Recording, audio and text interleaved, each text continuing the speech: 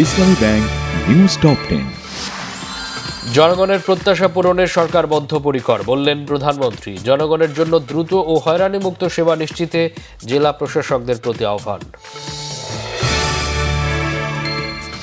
পারিবারিক ও ধর্মীয় মূল্যবোধের যে অবক্ষয় ঘটেছে তা রোধে কার্যকর উদ্যোগ নেওয়া প্রয়োজন। নীতিগত মূল্যবোধ বাড়ানোর বিষয়ে আলোচনা চলছে, জানিয়েছেন শিক্ষামন্ত্রী।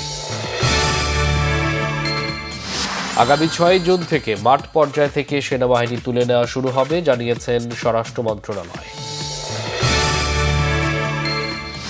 পশ্চিমবঙ্গের নির্বাচনের পর পুশিনের মতো ঘটনা যেন না ঘটে সেজন্য সীমান্তে নজরদারি জোরদার করা হয়েছে, বলেছেন স্বরাষ্ট্রমন্ত্রী।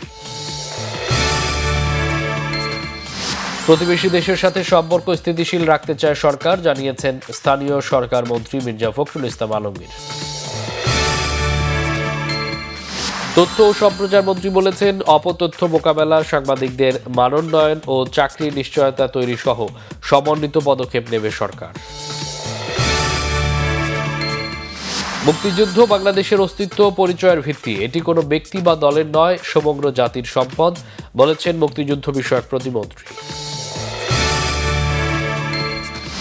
হাম ও উপসর্গে আরও 7 শিশুর মৃত্যু হয়েছে, নতুন করে আক্রান্ত হয়েছে 1654 জন। মধ্যরাতে শেষ হয়েছে পশ্চিমবঙ্গ রাজ্য বিধানসভার মেয়াদ, মুখ্যমন্ত্রী ইস্যু নিয়ে আলোচনায় কলকাতার কেন্দ্রীয় স্বরাষ্ট্রমন্ত্রী অমিত শাহ। পাকিস্তানের বিপক্ষে টেস্ট সিরিজে নতুন ইতিহাস গড়তে চান হেড কোচ ফিল সিমন্স।